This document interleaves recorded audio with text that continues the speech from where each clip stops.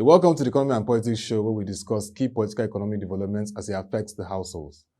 This special edition will be focusing on the federal government restructuring of major distribution companies' implications for the power sector. And my guest is Mr. Muktar Mohammed, an energy analyst. Nice to have you, Mr. Muktar, once again. Always a pleasure. Always a pleasure. Good morning. Good morning. Before we begin, let us give you a recap of some key socioeconomic stories from last week. The federal government of Nigeria announced the restructuring of 5 electricity distribution companies, also known as DISCOs, in the country. This was contained in a statement jointly signed by the executive chairman of the Nigerian Electricity Regulatory Commission, Sanusi Garba, and Director General of the Bureau of Public Enterprises, Mr. Alex Oko. According to them, the affected companies are Kano Electricity Distribution Company, Ibadan Electricity Distribution Company, Benin Electricity Distribution Company, Kaduna Electricity Distribution Company, and Port Harcourt Electricity Distribution Company. Also last week, the Nigeria Governors Forum lamented that the subsidy on petroleum products, especially premium motor spirits, has placed a huge financial burden on the states. The NGF, which is the umbrella body for 36 state governors of the Federation across party lines, made this known in a memo forwarded to the House of Representatives. Those are among the very burning key stories from last week as it affects the economy. But let's get on to a conversation for today. It's around the federal government's move to restructure some of the major distribution companies in the country. How does this affect the power sector? And let's get down to the conversation with Mr. Muktar Mohammed, an energy analyst. Mr. Muktar, we discussed this several months ago around stability in the sector. But what does this decision mean, considering the fact that in 2013 we had that landmark privatization of the power sector, distribution companies, generation companies? Does this affirm that earlier position you made, that that process wasn't really done transparently, and it's time for us to look at that again? Definitely. I said it then, it was not done transparency. And like I said, if the foundation is faulty, what can the righteous man do? So we have a very faulty foundation. And this is just a tip of the iceberg. I think the government have been trying to manage it. We must not forget that if you want to look at the CBN direct intervention in those, we've not looked at that already. We are not even seeing that. We're not even talking about that. If we're talking about that, I'm sure by now the government would have taken over almost every disco. Even as easy as metering, they couldn't even meet up to the demand because technically they don't have the manpower. Then financially they're constrained, especially when the pandemic came in and they were trying to do a lot of expansion. So it has not been done transparently. And again, I'm not surprised with what is happening now. And I'm expecting that we could begin to see that in other discos. Remember, it was first of all in Abuja disco. Now we are having the Kaduna, we are having the Benin, we had the Ibadan on also. So I think for now, the only stable disco that we have now is Ikeja Electricity and Eko Electricity. And you and I know why they are like that. Is because of the kind of city they are and the industries that are located in this city. So I think that's what is keeping them. And by the time you go to ask them, you realize that they are not making ever so much profit also, but their inflow in terms of cash payment is good because of the industries that are located.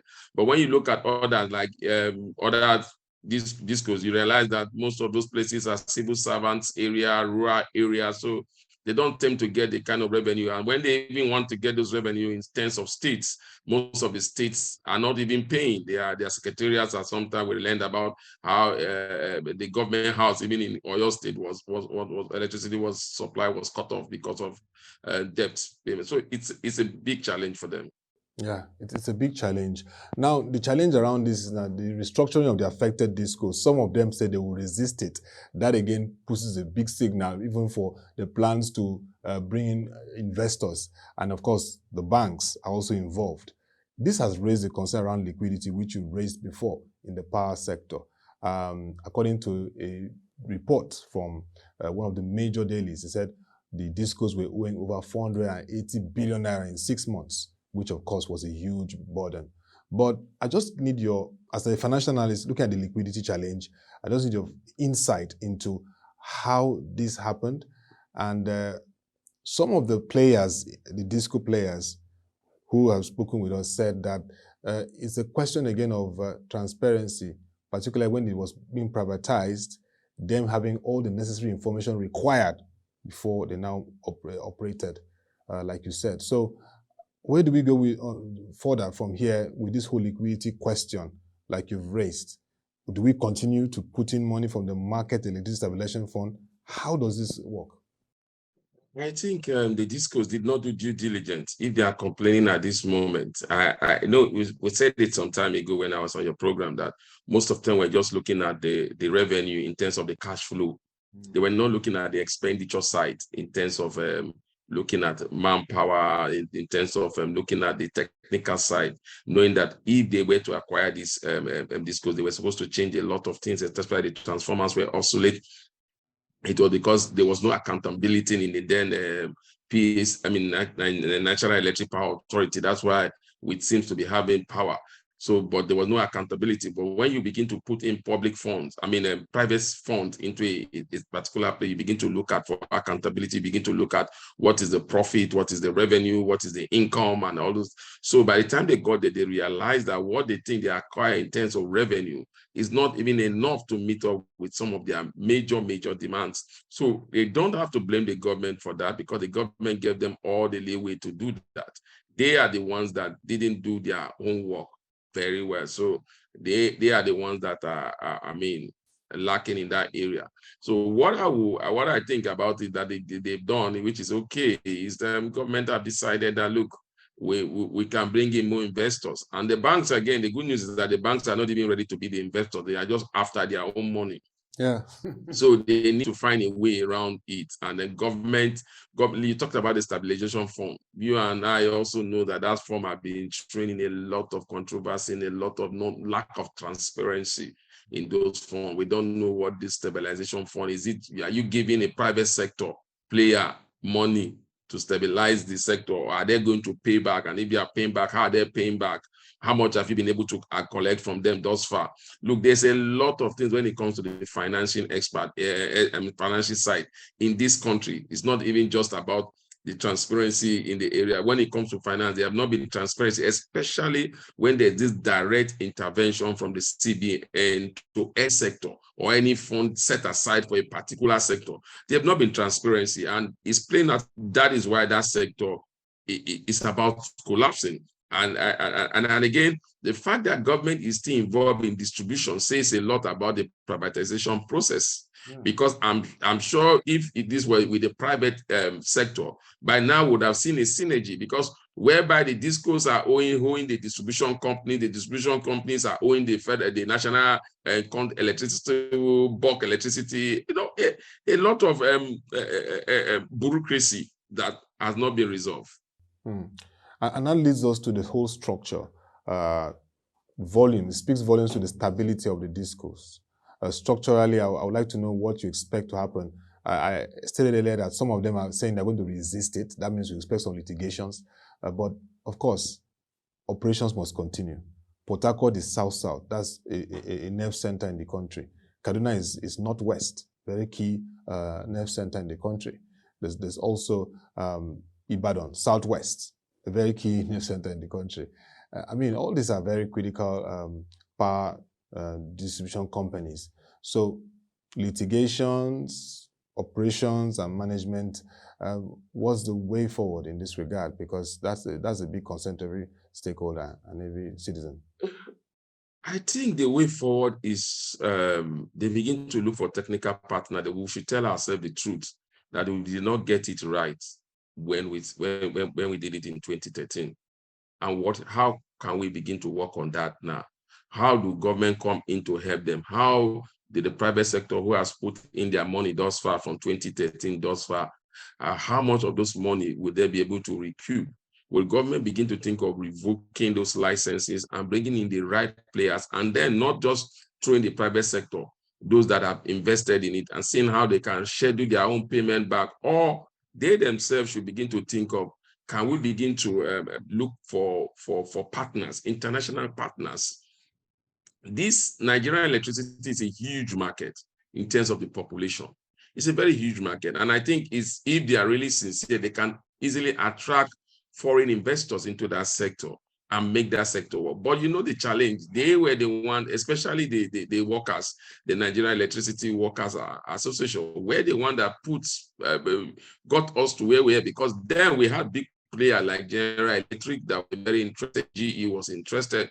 Some international power plant were even interested. Even some of them in South Africa were even interested. But they came up with the national security issue. How do you put your assets into foreign hands? And that is why we are where we are today. And they were not even thinking of technicality. I mean, technical partners with those people. Okay, let's just be technical partners. Those that even went into technical partner were not able to sustain it. Those technical partners withdrawn. And at that time, that was even before the privatization got to the final stage. And yet, that's why I said there was no transparency. And yet, the privatization company to the BP at that time did not even fit to say, you are not qualified because you don't have the technical partner. We were so much in a haste to privatize the power sector, thinking that it will play out like the telecom sector, not knowing that this sector is different in terms of fabrication of the engineering structure and a lot of things. So for me, I think restructuring, like you said, is the point. Do you restructure in terms of operational restructuring? Then we also have the challenge of the national grid. Yeah. I mean, everything you generate, some states are ready to generate electricity, but you are saying they will generate and then pass it back to the national grid for you to distribute as you deem fit. I think that, for me, is a big challenge, and the governors have raised an objection to that. Until we look at this electricity sector, the power sector, holistically, and see how we can remove a lot of bottleneck. I don't know why we have bulk electricity company. I don't know why we have distribution companies. I don't know how we have National Electricity Regulation Commission. We have so much in terms of just to unbundle one sector. So it's giving a room for a lot of bureaucracy. I think we should go straight up and make sure we bring less of bureaucracy. Let it be truly driven by the private sector. I don't see why the Nigerian Consumer Protection Agency cannot be the one protecting consumers from the hands of this company instead of setting up a separate body to handle that. We need to get our act together and begin to do things structurally so that we can begin to get the kind of result other countries are getting when it comes to privatization. Fortunately, the Federal Consumer Competition Protection Commission, that's FCPC, led by Mr. Babatunde Rokera, recently has talked about this. They met with the NERC and have said they're going to be very big in ensuring that consumers get effective service from the discos. But you mentioned something fundamentally. You know, the workers, you rightly said, about 42,000 of them resisted this whole issue. And they even were the ones that got the bulk of the monies in terms of privatization proceeds when that happened in 2013. But, you know, one wonders, if you say national security, the telco, like you rightly said, South Africa, MTN, Airtel, which is from India, and of course, other countries are represented through the telcos. And so I think that issue of technical partners, capacity needs to be revisited because Nigeria needs the best when it comes to the power sector. If we have value, people will pay. I believe so. But going forward, the framework and approach from the discourse shows that there's need, once again, to revisit the whole entire power sector value chain in terms of efficiency, productivity, and profitability. What are your thoughts on this, Mr. Muktar Mohammed? I think going forward, they need to come out and tell Nigerians the truth, tell the government the truth. And you see the challenge again, they keep on complaining also in terms of the pricing, and that they don't think they've gotten the right price also. This times, I think finally everybody knows that electricity is cheap compared to when you have to run your industry or your house by using power, especially when you are using diesel. We now know how expensive that could be.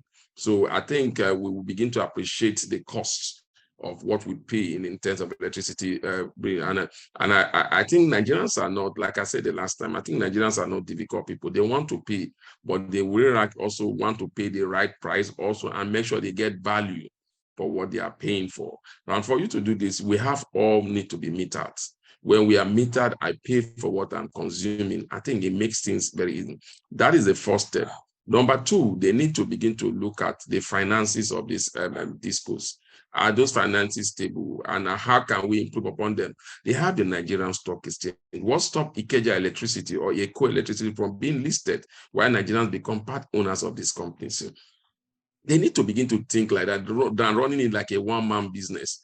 You need the funding, and the cheapest way to get funding is to come to the Nigerian Stock Exchange. Why are we not exploiting those areas? Are they not even going there to look at setting up? If you don't want to do the terms of having investors, shareholders, can't you go there and look at how you can borrow for the medium and the long term through the bond borrowing maybe by way of subscription for bond? They are debt management. They have a lot of things you can do through the. If state governors are going to borrow to do infrastructure, why are you a private company with so much huge potential and a huge market? It's not thinking of exploiting the Nigerian Stock Exchange so that you can build capacity. You can get cheap funds, especially cheap funds, rather than running to the banking rather than running to the bank to get it at a high interest. I think they need to begin to look at that when they are looking at their finances. And you talk technically, they need to go for the best technicals, partners that they can get and be ready to do business with them. Modern tech. Look, let me tell you the truth. The truth is that they know what is involved, but the finances are not there. They are huge. And they are not thinking out of the box to see how they can get these finances. So that is why we are where we are today. But if they decide to do the right thing, I don't think with the kind of market they have, if they do a roadshow of the potentials and the huge market in the electricity sector in Nigeria, they will definitely have investors. Why are we having I think government is doing the Mambela Plateau with the Chinese company. We are also having GE doing supplying power turbine somewhere in Cross Rivers, Cross Rivers State.